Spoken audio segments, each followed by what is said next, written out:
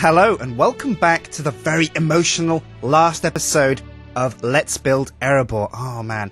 And as we fly through these streets of Dale, it's just reminding me how long we've been building this thing. It's taken us so much time just to get inside the mountain of Erebor itself. But we conquered Dale, we got the whole thing built, and we finally made our way inside these rocky halls.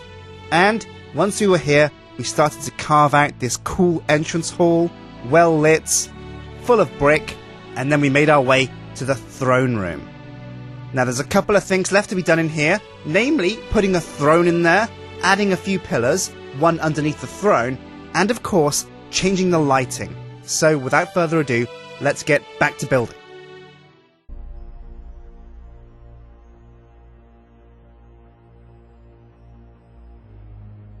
Now the first thing I wanted to do was build the pillar that holds up the throne. And so that you guys can see better what I'm doing down here, I built a core of glowstone and then built around it with darkstone brick. Then I copy and pasted a pattern all the way down to the bottom.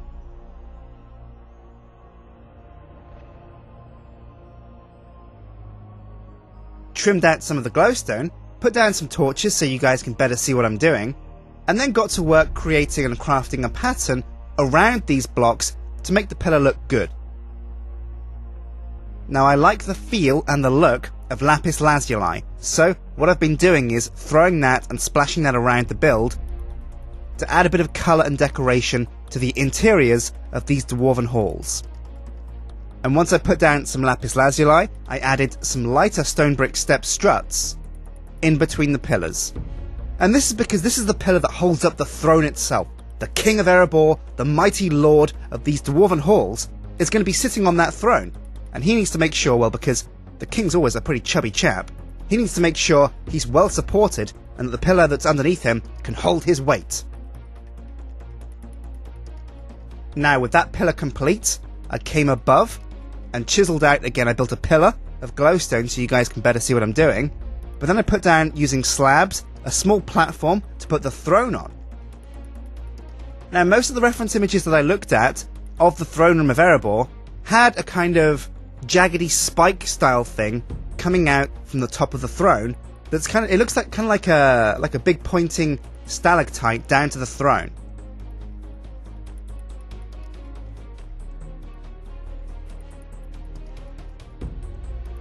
So I wanted to recreate that with stone brick and again lapis lazuli. And so what you see me doing here, around this core of glowstone, is decorating this sharp pointy spike that reaches down from the ceiling right towards where the dwarven king is going to seat himself. But the design here is pretty simple. It's just light and dark stone brick, some lapis lazuli here and there, and I used steps to soften the hard edges of the lapis lazuli. Now it got a bit dark, so I put down a few torches so you guys can see what I'm doing.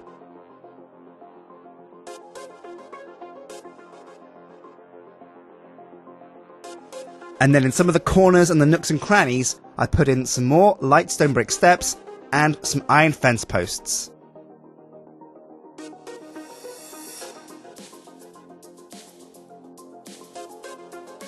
Now it was time to make the throne itself.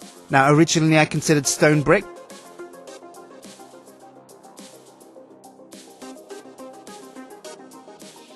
but then I thought no, I wanted to make the throne out of quartz. So using quartz blocks and quartz steps, I constructed this pretty simple throne. It's simple but effective. It does exactly what it says in the tin. A fine dwarven king can sit on that throne and have no worries. It might be a bit hard though. He could probably use a cushion or two to cushion his seating, but for the most part that throne is pretty cool. Then it was time to add some decoration to the ceiling. I'm not sure if we're going to like the ceiling all that much, but having a flat surface of the ceiling is kind of off-putting, and if people do look up at the ceiling, they're going to think to themselves, well, everything else is quite well decorated, but the ceiling itself is pretty lazy. And that's the one thing you have to remember. When you're building a building or a large project in Minecraft, and you have these big flat surfaces of one single type of block, it can look a bit crap. And a way to fix that, a great way to fix that, is just to add a little bit of detail here and there. And in this case, what we were doing is adding these large squares of lightstone brick and connecting them with ridges of lightstone brick steps. The glowstone is there to light up the room and to help me map out where the center of the top of the roof would be. But here you can see the finished throne, those quartz blocks and steps in the center of that platform, and the finished roof detail. And with that done, there's only one last thing to do, and that's to remove all the lights from the throne room. So as the camera pulls back to the beginning of the hall, we slowly begin to turn all of the lava into obsidian and to suck all of the oxygen out of the room and extinguish those torches and turn them into air. Now you might be thinking, how on earth did I manage to get all of the light sucked out of the room and then manage to go back in and see what I was doing when I put down the torches? And here's a small little secret. I use a potion of night vision when I'm building to help me better see what I'm doing. But unfortunately, potions of night vision don't work when you're using shaders, which is why I can't use that to help you guys see what I'm doing. But as I go back in, I'm using the same formula of putting down wooden fence posts with torches on top to light up the way. Now I wanted to light the walkways without you being able to see the light too much, especially not when you're walking on them. So if you do walk along this walkway, you can't see how it's lit up, but you can know that it is lit up because you can see where you're going. I then hid torches behind the lapis lazuli on the side detail, so that again you can see that the detail is lit up, but you can't see exactly how or where the torches are. And then when we arrived at the throne itself, I put up some cobblestone wall posts, and again put torches on top of those.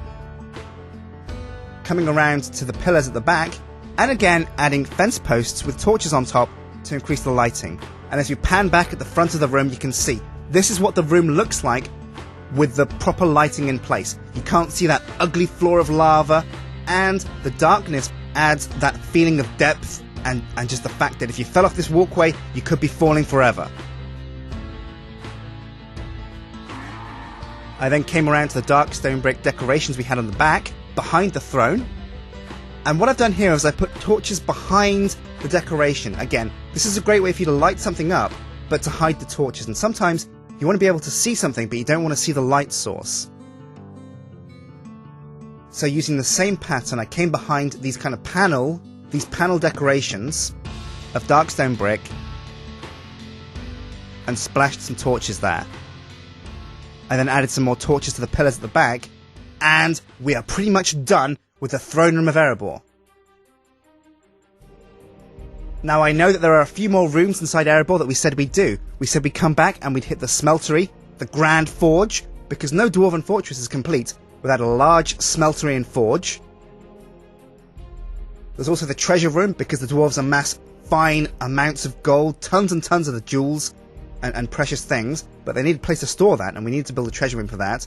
We also needed the mines that the dwarves would dig deep inside to get all of their gold. But this build has taken so long, and I'm so keen to move on to other things, that I want to take a stopgap at the throne room, maybe come back in future to finish off the smeltery, the treasure rooms, and of course the mines. But for the time being, I think we're done with Erebor. Now this is a pretty cool build, it's been a lot of fun. One of the things I've learned though, is that building inside a mountain was really, really tricky. One of the main problems we had was the fact that there's no light inside these areas, so I had to fill up the areas with lava and torches just to be able to see what I was doing, and so that I could show you guys at home what I was doing as well. So outside builds are definitely easier, because you can always set it to daytime and you've always got the sun on your back while you're building. But as we pull back from Erebor, it's been such an emotional experience. This has been a huge Let's Build. This has spanned over 25 episodes, I think, which is pretty insane. The biggest one I've had before this was maybe 12 or 13, I think, with the Evil Fortress.